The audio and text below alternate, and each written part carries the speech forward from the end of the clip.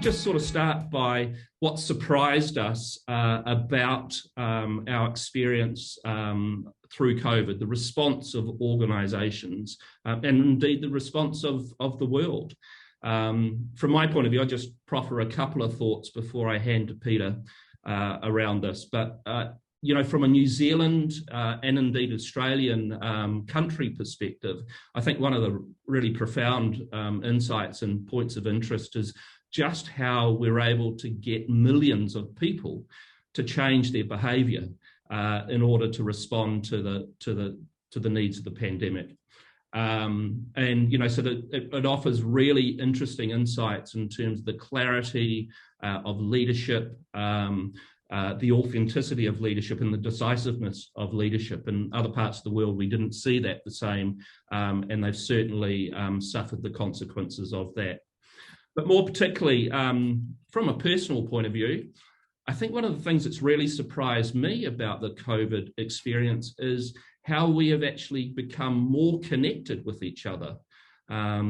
We'd think that having to operate in a virtual world, we might be less connected. But in fact, if I take our own example, working with our strategic partners in the UK, PA Consulting, we've had that relationship for a number of years, but ironically, through the pandemic, we've become much closer to those people. We're speaking to them more regularly. We're collaborating with them in a more proactive way. And the interesting thing is there's no reason why we couldn't have been doing that prior to COVID, but this has been a real catalyst in terms of bringing relationships closer together as we've faced this sort of common challenge and we've had to adapt and adjust. More connected at a personal level, of course, as well. You know, so as we're seeing here, we're looking into Peter's space, his home space. We've learnt more about each other. We've got to know more about each other at a personal level in terms of our families, our homes, our pets, etc. So that's been an interesting insight and perspective, and an important one in my opinion, because I think the foundation of trust and confidence which is important in terms of how we work together and collaborate on things, is founded in terms of our ability to build meaningful personal connection. So that's a couple of thoughts from me. But welcome, Peter. So I'll hand over to you now and just, you know, take a few minutes to share your perspective in terms of what's really surprised you about our response to COVID at an organisational and leadership level. Yeah, so it was funny, as you mentioned, pets. My dog is scratching madly at the door. So I just was texting my wife to say, can you get Teddy?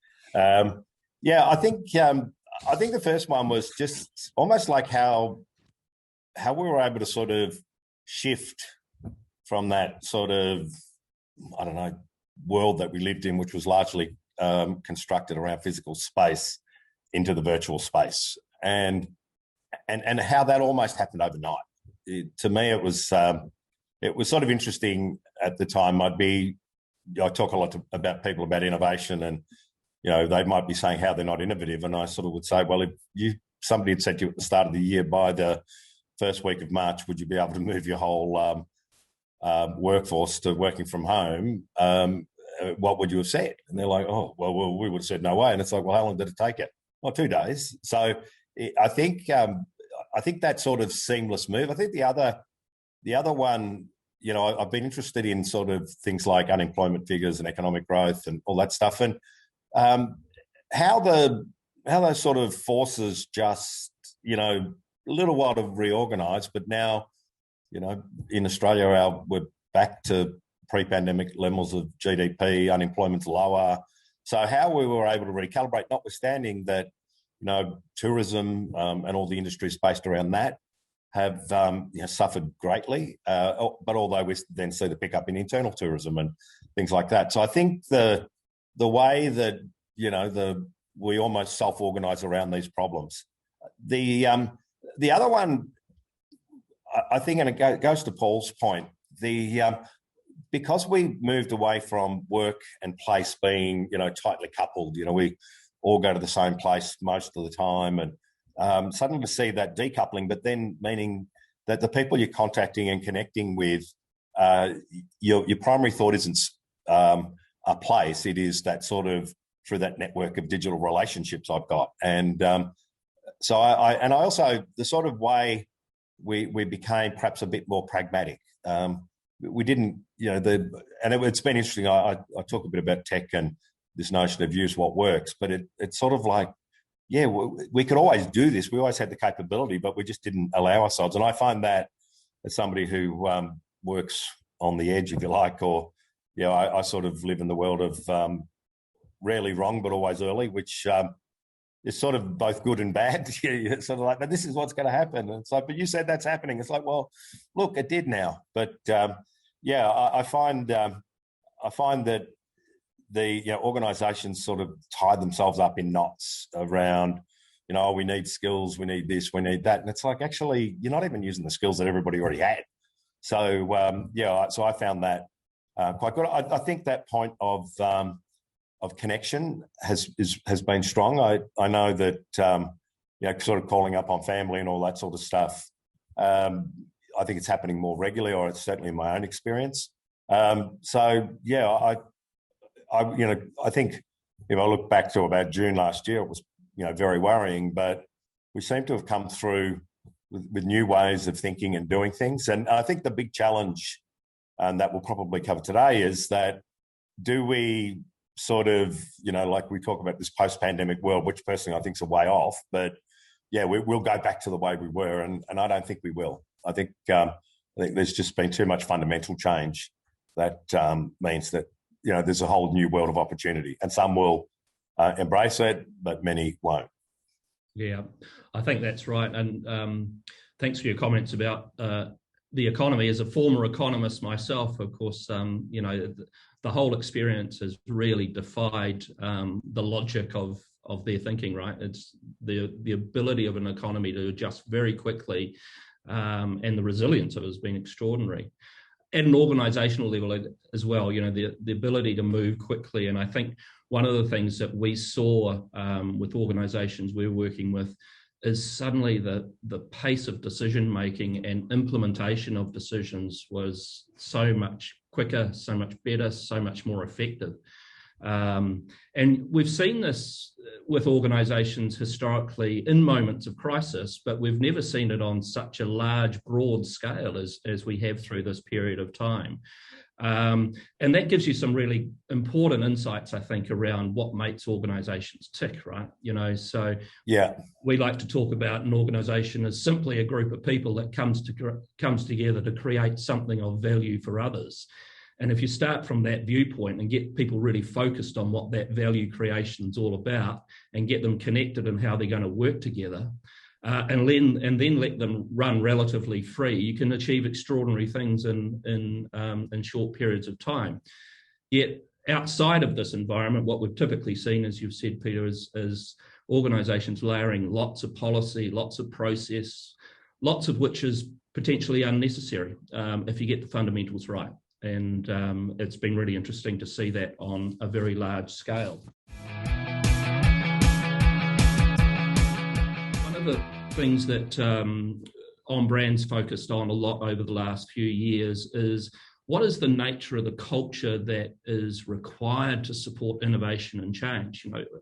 All the thought leaders, whether they be in the innovation space or the continuous improvement space, the agile space, whatever it is, over the last few years have all arrived, in my view, at a common viewpoint that the practices and processes are all really good, but if you don't have the underlying culture and behavioural patterns more or less right, then you're going to really struggle to get the benefit and value of that.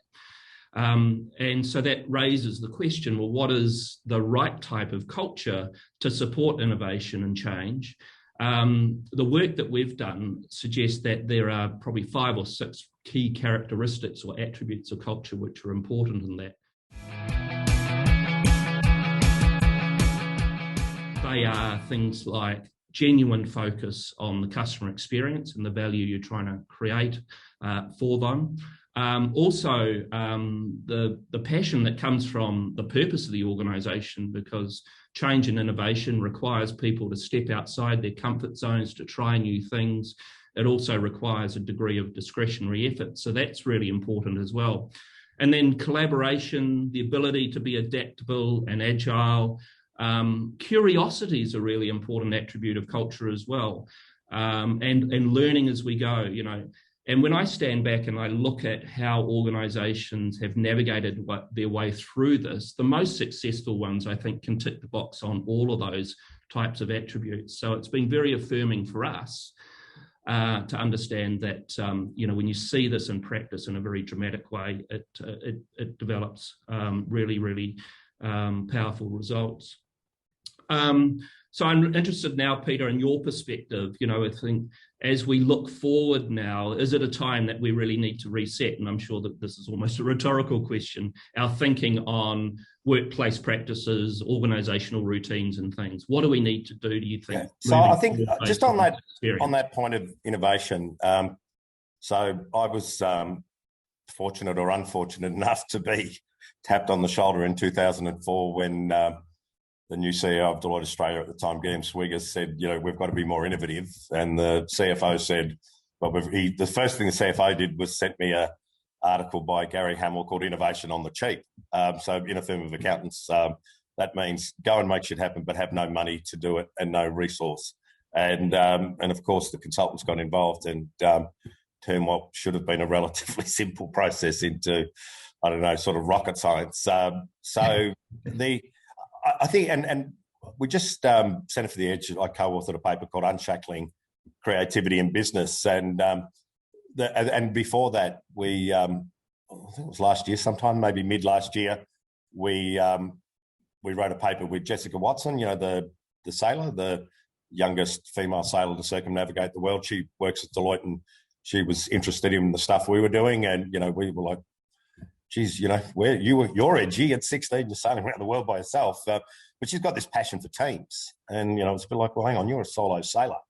Yeah, but, you know, the team on the ground was huge. And then she was the youngest person to skipper a Sydney to Hobart yacht in the race. And again, so we got together and we wrote a paper called Building the Peloton. And we described organisations along the lines of a peloton in cycling, where it's actually an organism which is made up of a team of teams. And sometimes those teams are working with a common purpose. Sometimes, you know, it's the yellow jersey team, you guys do the work and we'll sit back. Other times it's like, we're going to have a crack or we'll work together because we've got a breakaway. So it was this sort of notion of this fluid organism that comes together at various times depending on the circumstance. And then the next paper we wrote, Unshackling the Creative Business or Creativity in Business, we coined this phrase that your organisation is only as creative as its least creative team, and that's you know, I have organisations like, oh, we're agile. It's like, well, how long does it take your legal department to approve a partnership? Oh, you know, that takes 6 to 12 months. It's like, well, guess what? You're not agile. Yeah, you're adopting agile processes probably in the IT area, but you're not getting stuff out the door because you've got all these other processes. So my sense of it is, and in that paper, it was interesting. The number one attribute that came out was psychological safety. That if you want to have an innovative culture, you need to have a culture which provides psychological safety for people to have a voice, to put forward an idea, to be willing to have a crack at something. So I think that's an attribute that we often forget. The other one that we've been talking a bit about lately is this sort of phenomenon of learned helplessness. So, and that goes to the sort of thing is, you know, we want you to all be innovative. Oh, fantastic. Well, I got an idea. Well, you know, have I got some fun for you? Here's this stage gate process that we're going to put through. And, and so the first thing you're going to have to do is prove to me that the market's there. And then I want you to prove that over 3 years what your revenue is going to be. And it's like, it's a bloody idea.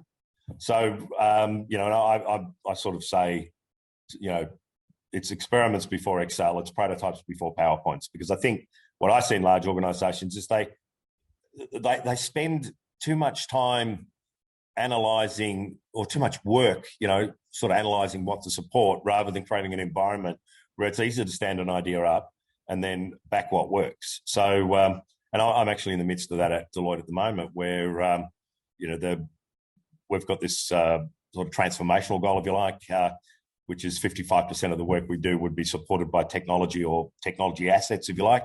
And I think we run at about 20%.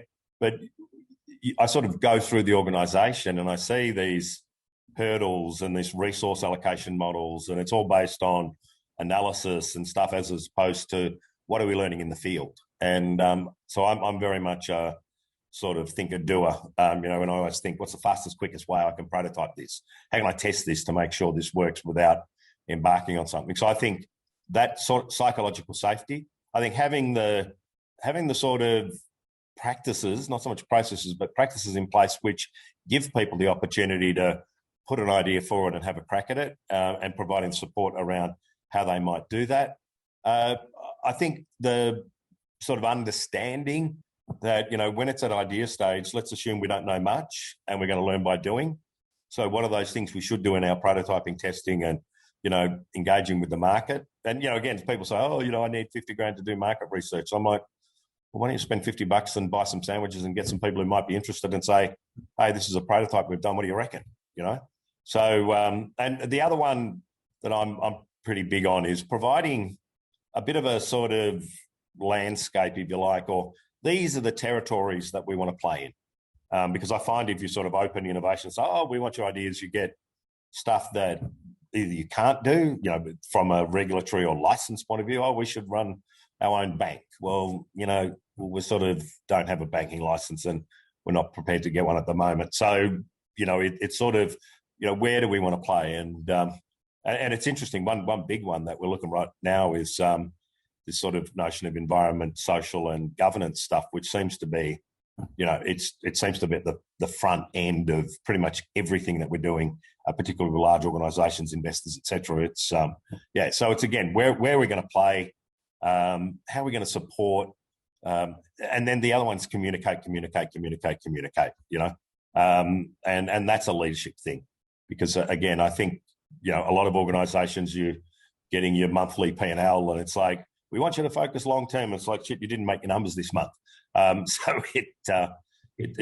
it creates a sort of mental challenge, and it's difficult where people might be saying, you know what, it's just all too hard and too risky, so I'm just not going to do anything, which is just your psychological safety versus learned helplessness.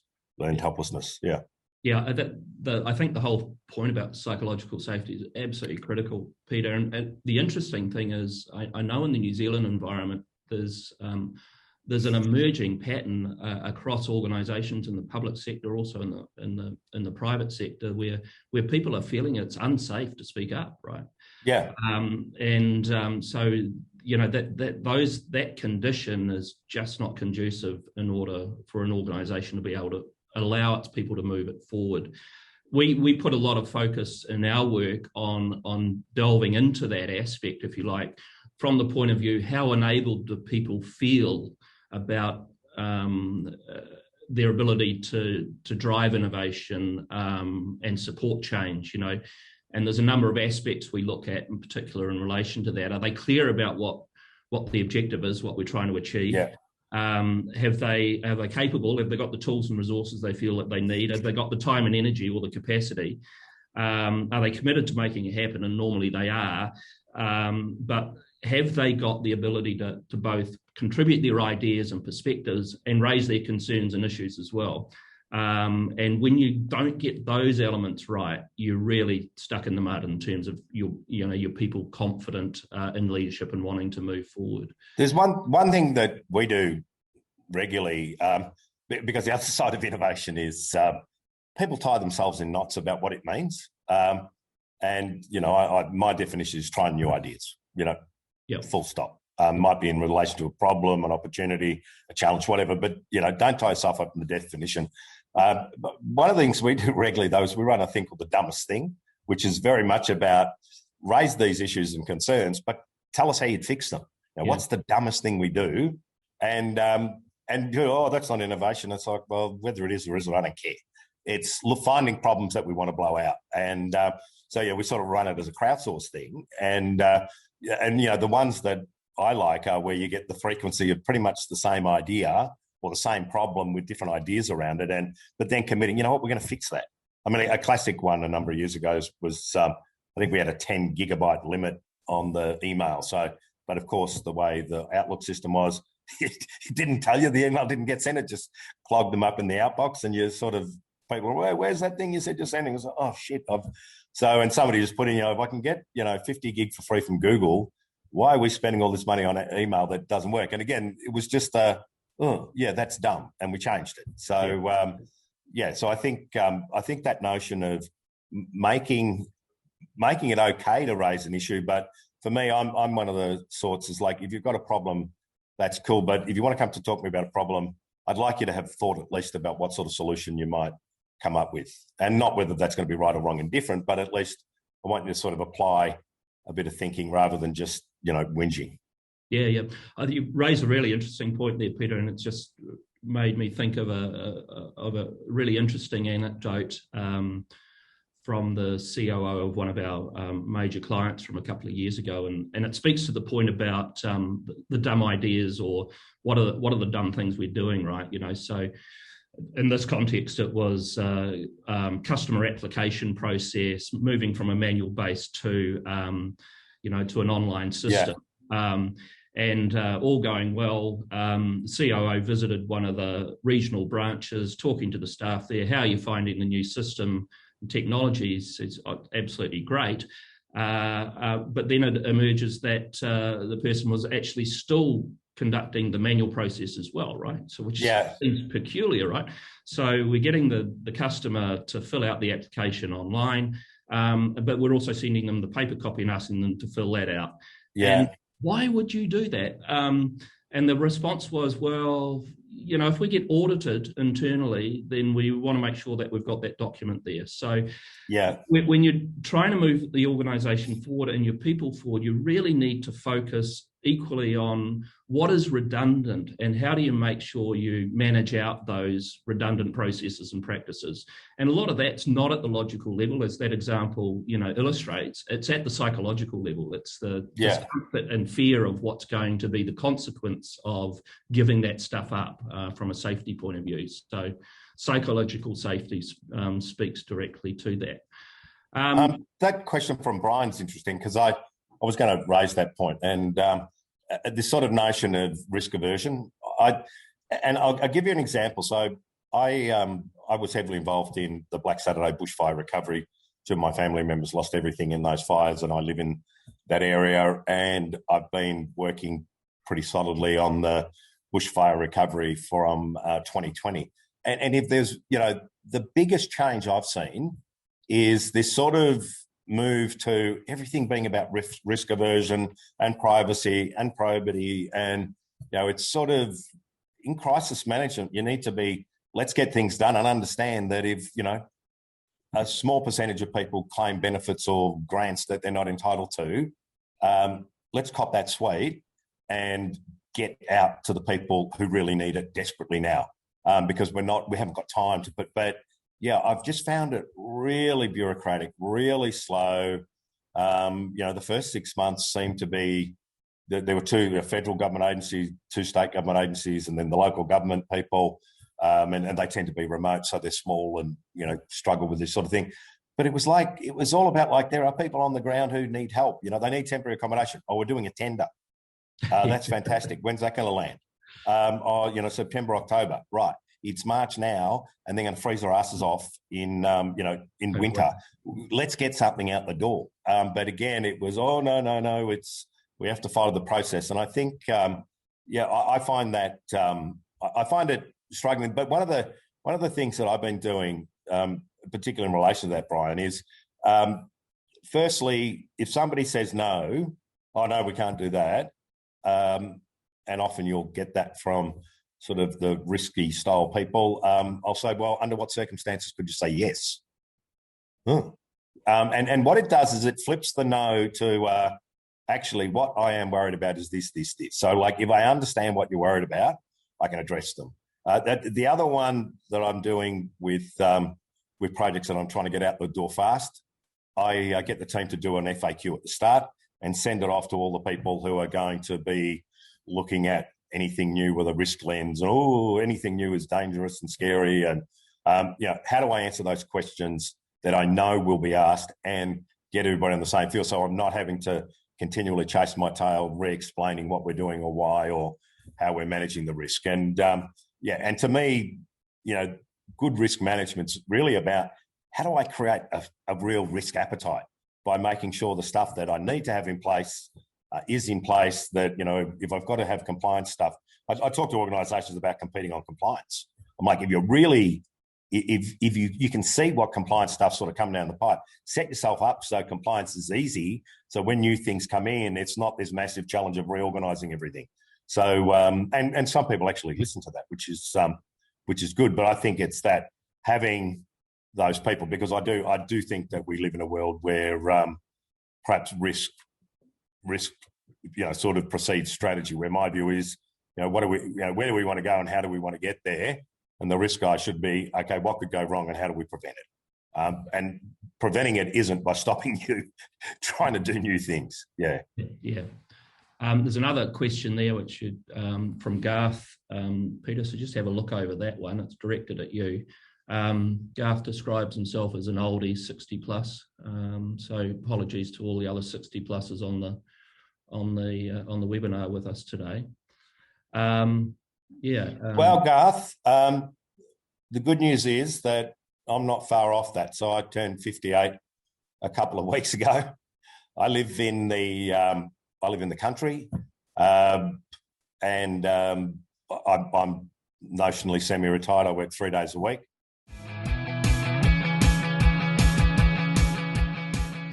And because I do a lot of work in bushfire zones, it's sort of my home office is as often my car, from where I am. So I might be on the banks of the Murray River up in the bushfire communities or, so I sort of embrace this work from anywhere.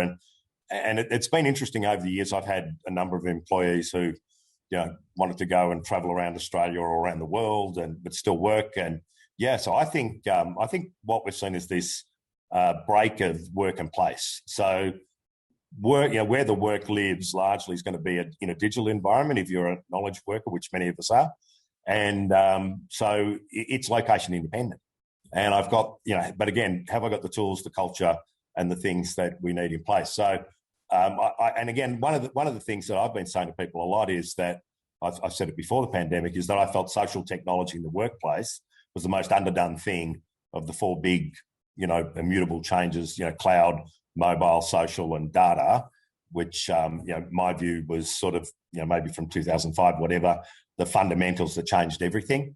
But corporate-wise, we haven't really done that well at social. And I've worked with organisations to do it brilliantly. And I've got a startup that I'm a co-founder of, which is pretty much a complete virtual organisation. We've got our dev teams in Russia. It was founded in Melbourne. We only sell in the US. Our accounts and design team are in the Philippines, and we manage everything through Telegram. So it doesn't matter where you are, as long as you've got a connection. So I think, and I think that what has actually happened as well is that this sort of, we used to think of, I will work and I have to live near where I work to make the commute manageable. But effectively, this change means that I can make a lifestyle decision about where I want to live and work, and separate that sort of lifestyle decision based on how old I am or at what stage of my career I'm at to, I can do that now. And I'm seeing that happen everywhere. And I'm not sure if the same as in New Zealand, but we have seen rural and regional property prices go through the roof. Yeah. And the other one that I'm seeing is that, particularly with the bushfire communities, there's no rentals anymore. It's almost impossible to rent a place. So, so it has unintended consequences. But places like Mallacoota, which got smashed in the fires, but absolutely stunningly beautiful. People are making decisions. I'm going to go and work from there. And also talking to a number of the regional councils, it's like, well, guys, we've got this whole new opportunity of bringing a level of vibrancy, because the vibrancy that we've seen, perhaps go out of our CBDs can now sort of permeate into regional areas because we don't have to be in the same place. So, I think there's an absolute opportunity there for old people like you and me, Garth, to, keep doing what we're doing.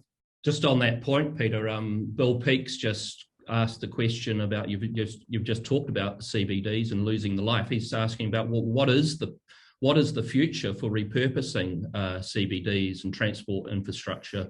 And how should civic and government leadership be considering this, both in relation to existing programs and future vision and planning? So, yeah, I mean, it's a really, I wouldn't like to be, the Lord Mayor of Auckland, Wellington, or Melbourne, because we've seen these CBDs vacated, and we're seeing sort of our life being perhaps more around the place we live than the place we work. And the common thing is everybody should come back to the CBD, and government leaders, everybody's going to go back to the office. And I'm like, well, why?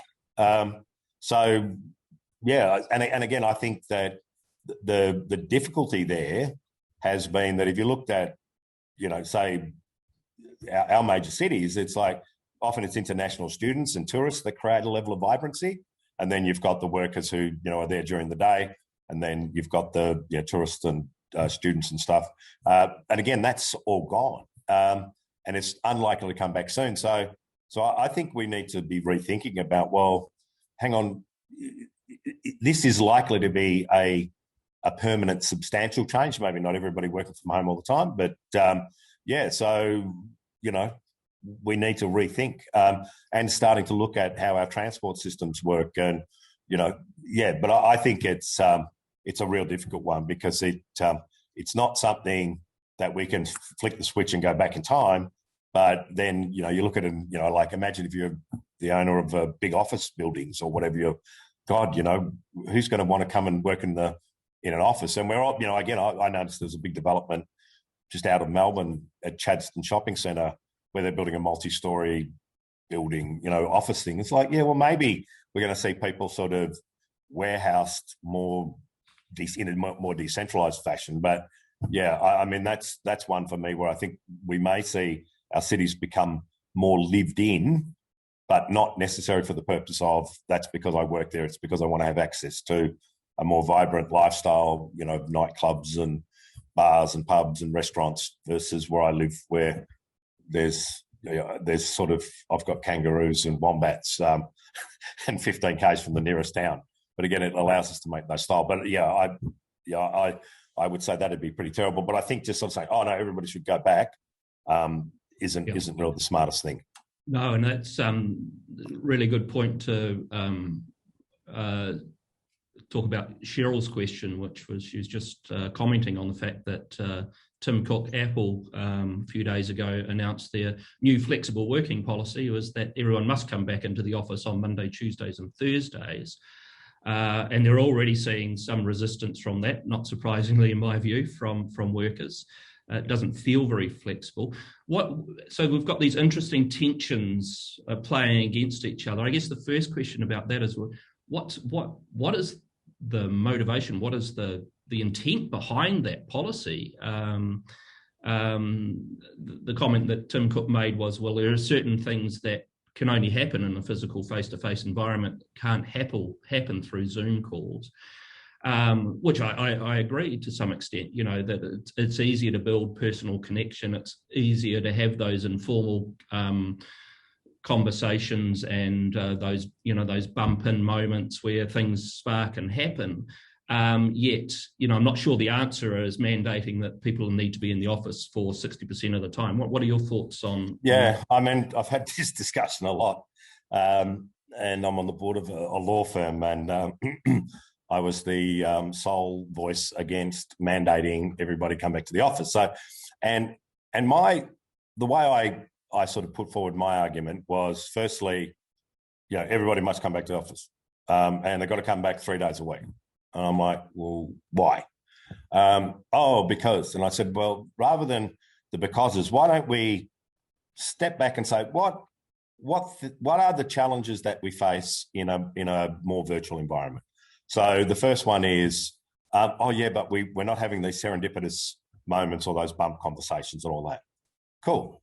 Right. So there's one. But a lot of the work we do, say a law firm, it's a bit of a master apprentice model, and we need to be role modeling and, younger people seeing, what we're doing and mentoring staff. And then onboarding was another one. And I think, maintaining a culture was another one. And so I sort of said, well, look, rather than saying we have these challenges in this environment, therefore the only way to deal with them is to go back to the old way. It's like, why don't we work out how to solve them? Why don't we have some strategies how to solve them? So the sun is finally up in Victoria, so I'm just changing the light. So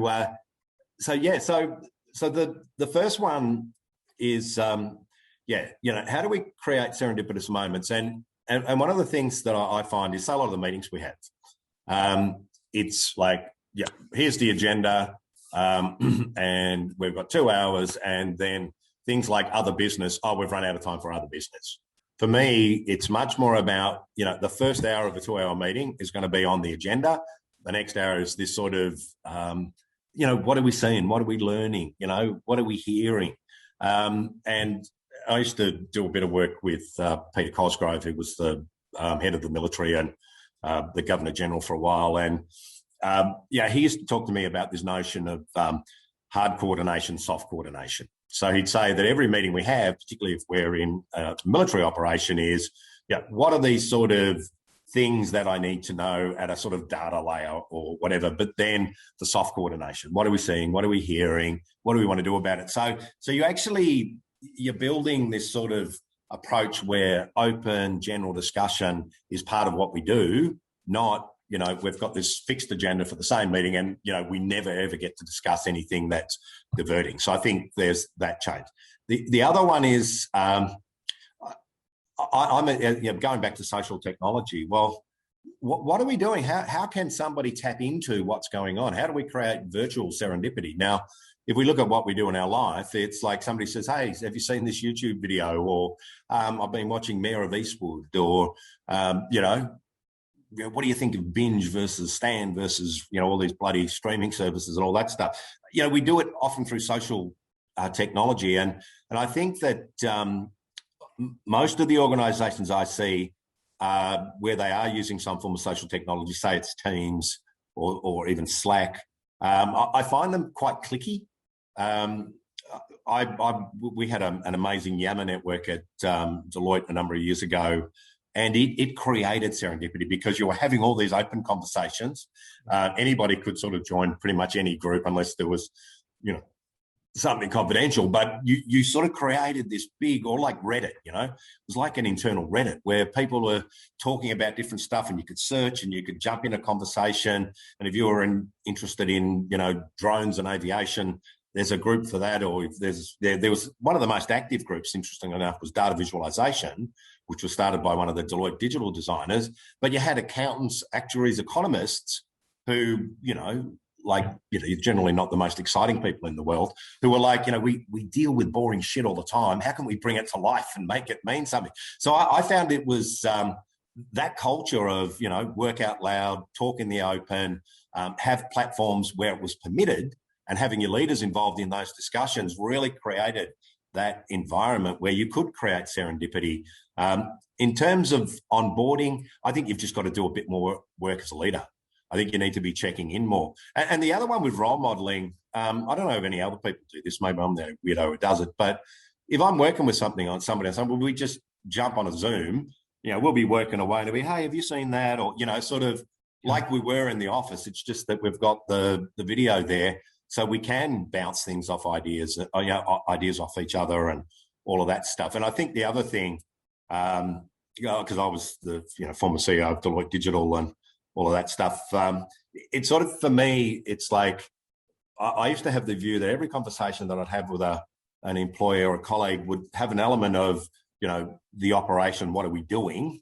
Then it would have an element of coaching, and then it would have an element of mentoring in it. So I still do that to this day. So, and the other one, because I'm finding I'm working with people who I haven't physically met a lot more than, because I'm no longer sort of, my mindset's not more like who's next to me rather than, who's out there. It's having that, how are you? Where are you living? What are you doing? How are you going type conversation. And putting that as part of the thing rather than just sort of jumping into the Zoom meeting and everybody being focus. And so, I think that's part of it. And the startup that I'm involved in, Pactform, like I say, we do everything via Telegram. Which is sort of the Russian version of WhatsApp. And when you've got a Russian dev team, they use Telegram. It's more secure. So, okay, we'll go with the Russians on that one. And I also do a lot of work in Papua New Guinea. And I set up a vaccination hub, or the software to run the vaccine administration, all that stuff up there, which was an interesting project. But again, that whole vaccination program is working through WhatsApp. So again, I find it interesting. Or even politicians, that's how they collaborate through WhatsApp. But we, in the corporate world, haven't quite got into this need for connection and collaboration and making that part of the way we work, I think. So I think that's the work practice. It's not a technology thing. It's not being there, but it's about saying, how can I augment or change or do stuff? And if you are going to come to the office, rather than sort of feeling like, you've come into a library, what we do is we have a 1 day a month. We want you to come in the office, but on that day, we're going to have a roundtable session where every person just says, hey, this is what I'm working on, or this is what I'm interested in. We'll go out to lunch and then have some time for, okay, if somebody is doing something you're interested in, go and catch up with them. So the last one we had, one of the people in the Deloitte Innovation team, who was one of my former students at RMIT.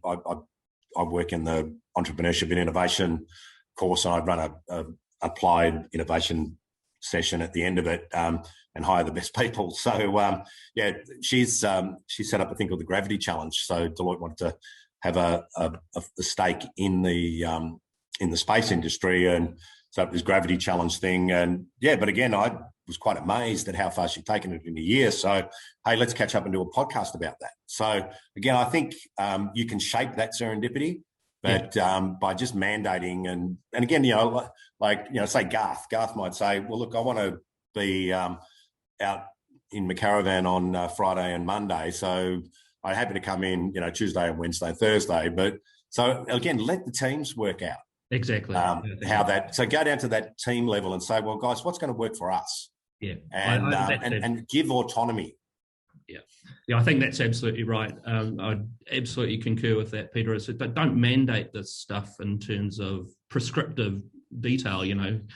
Allow people to work it out. Get them focused on what are the outcomes and the purpose of what you're trying to achieve, and they'll work out the best formulas, right? And there is no one size fits all, right? Even within an organisation, you've got different types of workers, different needs, different requirements. In my opinion, it's about being deliberate in terms of what is the intent, what is the purpose if we want people to be together. In days gone by, all of that sort of stuff was spread out over the 5-day week, 46 weeks a year, and just sort of morphed its way through. But if you're having more concentrated periods in the workplace, in the physical workplace online, but just be deliberate about what's why are we coming in, and what are we going to do to make to overcome the higher quality social connection. How are we going to allow new people of the team to understand how it works, and maybe have a bit of a storytelling session or something. You have a buddy, you're checking in more. So have you seen this question from Ashley? I think it's a really good one. Yeah. The one about the guerrilla tactics for that you can do to sow the seeds. At the senior level, right? At the executive level. Maybe Ashley's dealing with a bit of a challenge there. I don't know. So what are your thoughts on that? So how? Yeah, it's being somebody who started a web development firm in an accounting firm in 1996. My sort of comment there was like, I want to start an e-business consulting group. It's like, oh, what's that? It's like, oh, it's to do with the internet. Oh, what's that? And then it was like, it's going to be bigger than electricity. Just back me. And they were like, well, if you can feed yourself and build a team, well, good luck, but we don't know what you're talking about. So, but again, that part was largely social capital because I'd been around the place for a while. And it was like, oh, yeah, Pete's sort of a bit out there and, tends to succeed. So we'll give him a bit of a crack. But one of the things that I've been doing quite a bit is basically tours. So, we've done them in like future of work tours. We've done particularly in the building and construction industry, and we take groups of leaders out and say, you know what, we're going to take you on a half-day tour. And we're going to go and visit X, Y, and Z, who might be startups, might be people doing things really differently, might be in an adjacent industry, and actually show them what's going on. So the typical, we all hear of the boards flying off to Silicon Valley to do the Cook's tour of Amazon and Facebook and whatever, and we are now digital converts or whatever, and people ask me to curate them. I'm like, well, why don't we have a walk around the block before we rush off to Silicon Valley? So just showing them locally what's going on is one, because that can be a massive eye-opener. There's one that we often take people to, a company called Hickory, which is a large construction company, but their model's not bespoke building. It's designed for manufacture and assembly. So effectively, they've got about 150 digital people who work with them. They design everything through a building information management system and then manufacture it. And the way that happened was that they employed a whole heap of people out of the motor vehicle manufacturing industry as it started to disappear in Australia, and started to say, how would the manufacturing guys look like this? And George and Michael, who run it, are just two fourth-generation Cypriot builders who are real dyed-in-the-wool, not MBAs, but just their attitude to, how would somebody else look at it? So again, I think that. And then the other one, and I've got one coming up at the moment, which is a hackathon. And I like to get leaders to see what can happen in a hackathon, because you can sort of say, oh, here's what they did. Oh, wow, that's amazing. How long did that take? 24 hours. Yeah. What? They did that in 24 hours? How's that possible? It's like, because we gave them a platform to work with, a clear challenge, and, but we're spending all this money in IT and hundreds of millions on digital transformation, and it's taking years. And so effectively you hold that mirror up. And the other one, Ashley, I can tell you from hard-won experience, the profit in your own land. You could be saying this to everybody in the office every day of the week. Get somebody external who, on the tour or whatever, and then suddenly it's like, oh yeah, Ashley, why didn't you tell us about that? And it's like, I have been telling you. So I found that same thing in Deloitte. I'm getting to listen to more the older I get, but I think it's that, find opportunities to actually let them touch, see, feel, and understand, like, wow, okay, things have changed, and that there are different ways of doing it. So that tends to be the tact I have. The other one is, it's often, it's at times of sort of crisis, like the pandemic, where, wow, we had to throw out all of those old processes. We had to set up a command center. We had to sort of break down the walls. We had to work out how to move faster. So, what did we learn from that? And are we going to maintain that, or are we going to go back to the old world of bureaucracy and paperwork and business cases and project plans and all that stuff before we even start, rather than prototype, test, learn, iterate, and move fast? Yeah. Yeah, and I would add to that, Peter, because I absolutely bang on. I think the thing that we need to evolve a little bit more is taking that principle and embedding those sorts of practices into more regular routines, right? Because historically, your study tours and those sort of things have been an occasional one-off. And I'm not saying you should be doing a study tour every month, but we should be establishing practices and routines into the organisation where we were deliberately looking outside of the organisation or outside of our sphere of understanding to learn new stuff, and also regularly looking back to what we've learn as we go. And we're doing that more, both ourselves as an organisation and with our clients, is rather than waiting till the end of a project to do the retrospective, you're doing it as a matter of routine as you go. So you're constantly reflecting, constantly learning, because the world's changing so much around us, and we need to be, much more adaptable and insightful around that. So it's there's a lot of focus around organisational routines in terms of workflows, less so in terms of that creative dimension, that learning dimension, and the development dimension of our people and teams and leaders as well. So embedding those as regular routines as part of the normal rhythm and routine of the organisation, I think is really, really important moving forward. There's a Center for the Edge piece we wrote called Scaling Edges, which talks about, it's called a pragmatic path to transformation, but it's effectively, if you try and take the core head on, you'll hit this wall of resistance or permafrost. But is there something on the edge that could transform things, and how do you go about it? And one of the mantras that we use in that is reflect more to learn faster. Building in reflection. But it's actually got a really good sort of model that you can apply, and it's like all of the thought leadership I do. It's available at no charge, and borrow with pride, steal with joy.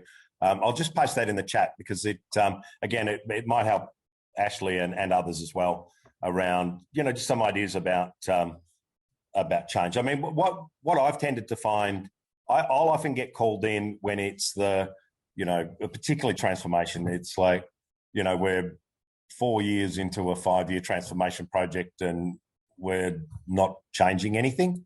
And it's a bit like, so I'll often get called in to sort of like, how would you think about it or how would you do it differently?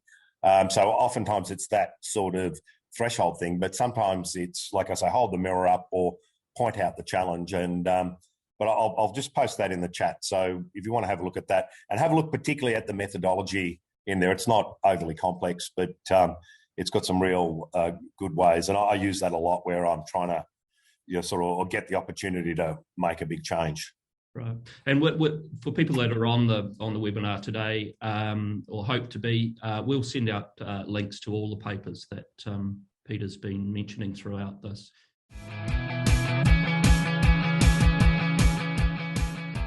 If we could just look back, because Brian's raised an interesting point here again, Peter, and that's the uniqueness of the public sector.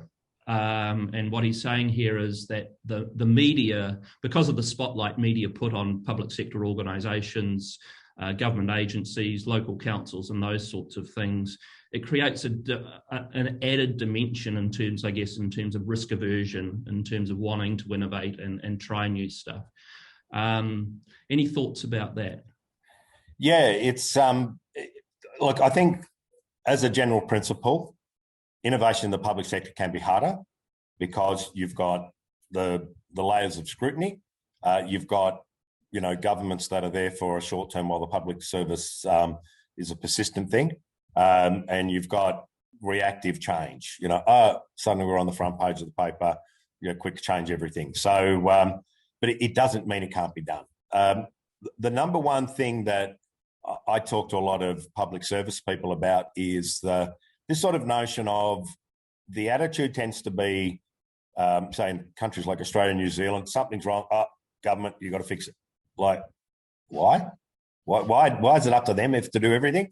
Like we're citizens and we've outsourced all responsibility to take ownership. So I talk a lot about not sort of, working for the community. I talk a lot this notion of working with. And I find that a lot in the disaster recovery stuff that I do.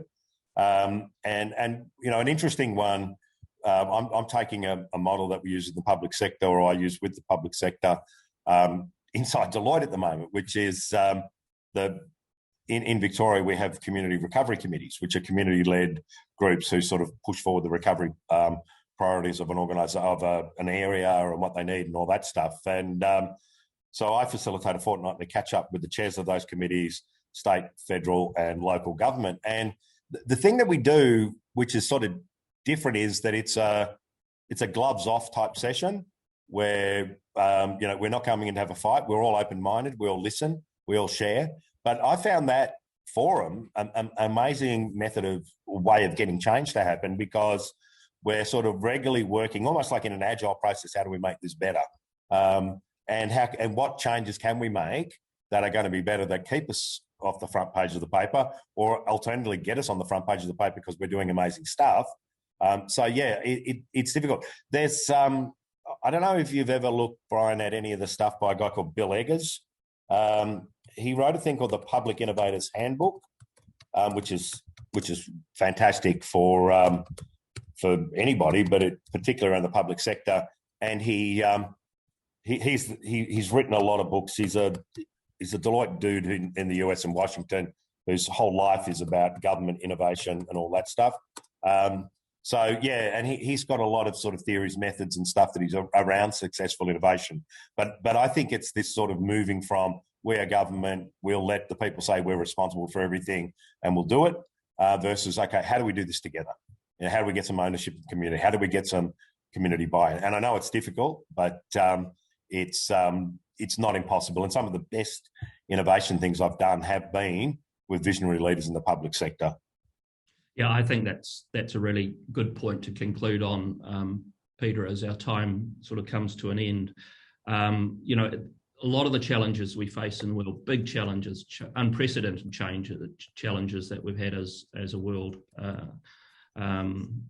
and within our nations as well, is going to require different types of organisations to really work together really much more effectively. And different types of organisations, private sector organisations, generally driven by financial capital, charitable organisations driven by social capital, and of course public sector organisations driven by political capital. But when you bring those dimensions together, there is a bit of a sweet spot, you know, in terms of how you mitigate the risk across all three dimensions of that. And if the media is putting the spotlight on government agencies and the like, if in the context they're in deep partnership with societal groups and private sector organisations, arguably, you know, the challenge placed against them is going to be mitigated by some of those other influences. So thanks very much, Peter. I'll leave you to make a final comment. I think it's been very, very powerful stuff today. I hope people have enjoyed it. We will be making this content available online. We'll chunk it down and publish it in different pieces. But thanks for your time today, and we look forward to speaking with you again soon. Any final remarks? Yeah, I think I mean, let's I'm going to make this assumption that the people who've turned up today and the people who may listen in the future are people who want to see change happen and are the sort of innovative types who have got this real passion for learning and driving change. So the key thing is, it's almost like this crisis has created opportunities too good to waste, because it's forced us to learn. So my view would be championing where you can, finding those sort of sponsors in the organisation or those believers in the exec level of organisations to sort of say, hey, you know, how do we avoid going back to where we were? How do we avoid becoming bogged down in bureaucracy and having learnt to move?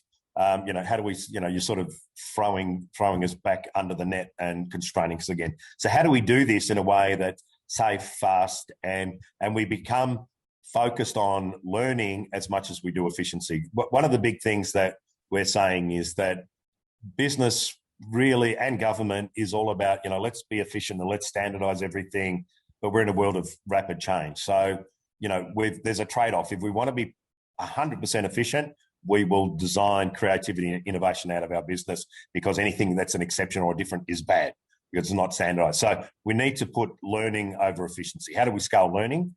And to me, the sort of mantra I use a lot out there is, we've got to outthink, we've got to outlearn, and we've got to out-execute. It's not about outspending and out-analysing. And I think too many of our organisations are in very much the out-analyse rather than actually what we learned in the pandemic. It's pretty easy to adopt new tech, to adopt new work practices, to bring people along. We've got the ability, our people have got the capability and the skills. Let's harness them and let's sort of set that vision and go for it. Great. Thanks, Peter. I hope today has brought some new thinking, some new learning, and we leave it up to the people that have participated in this to do some new execution on the back of it. Thanks very much. No worries. Thanks, Paul. Thanks, Leo. Thank you to everyone that's joined us. Have a great day.